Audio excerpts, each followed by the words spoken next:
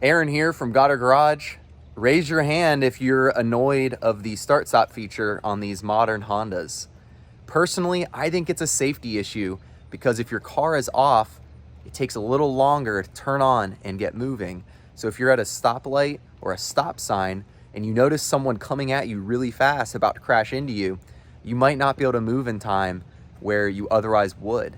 So I'm gonna install this idle stop to change the default behavior so that when I turn my vehicle on, the start stop feature is already disabled without me having to push a button.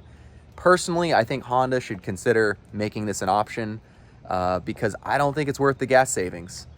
So join me over in my vehicle and we'll go over this quick install. All right, for this install, you're gonna want this pry tool.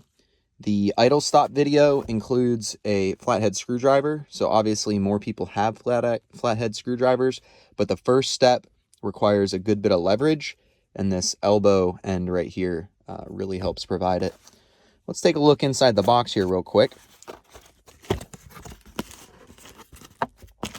As you can see, and as I mentioned, idle stop does have instructions for this, so I recommend reviewing those and maybe supplementing this video with that.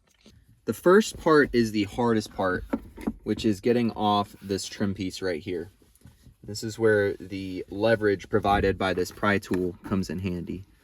So we're gonna lay down this cloth. We're gonna jam the pry tool down into this crack. I think taking your hand and fingernails and getting underneath the corner as well helps. And you just pry forward, pulling with your fingernails until you get it off. Once you get one side off, it's pretty easy to leverage the rest. Boom. Oh man, the kids have made my car pretty nasty. All right, next we're gonna pry up in this corner and start getting the clips kind of loose all the way around.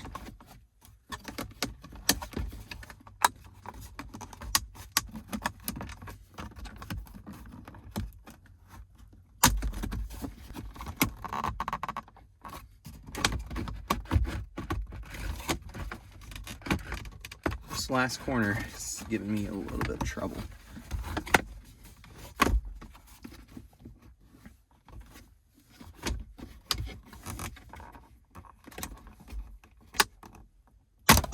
Woo.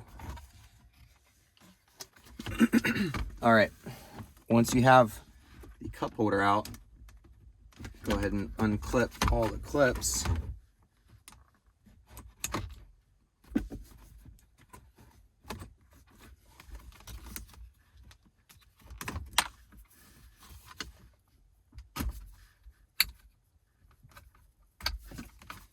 Set the cup holder to the side. Definitely making some mental notes here because this might be a little easier to clean when it's all apart. Next, we're going to use our pry bar.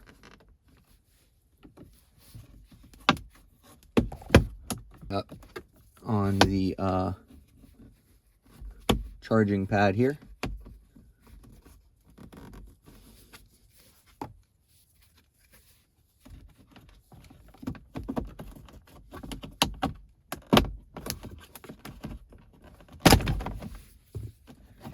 We will unplug the clip as well. Pull it up and forward.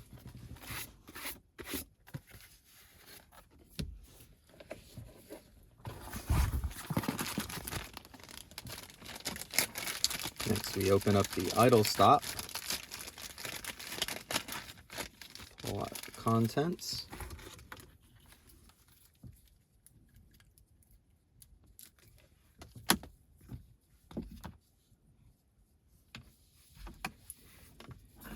We plug the version or the portion that would plug straight into the charging port into the harness here. And then we're going to plug in the rest of it. I believe this is how the system gets power. From here, we're going to route the idle stop under.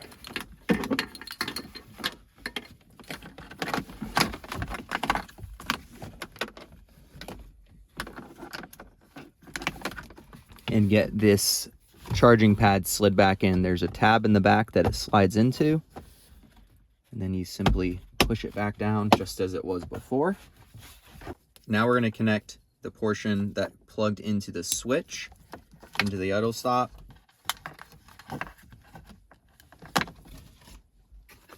Reconnect the light plug. Connect the new plug outside the idle stop and reconnect that. Now we just simply push the idle stop down into that hole and push everything back down into place.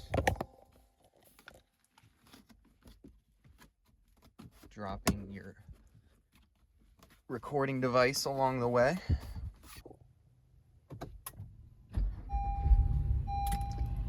All right, let's see if it works. Oh man, we got a low tire. Let's see how bad it is. Oh, there we go.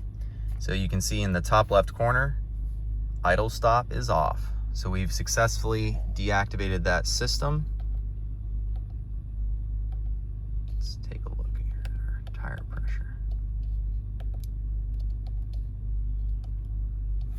Oh, yeah, we're definitely losing some air in that back left-hand tire. Interesting. All right, well, that install wasn't too bad, and now I know I can get my family out of harm's way should I need to.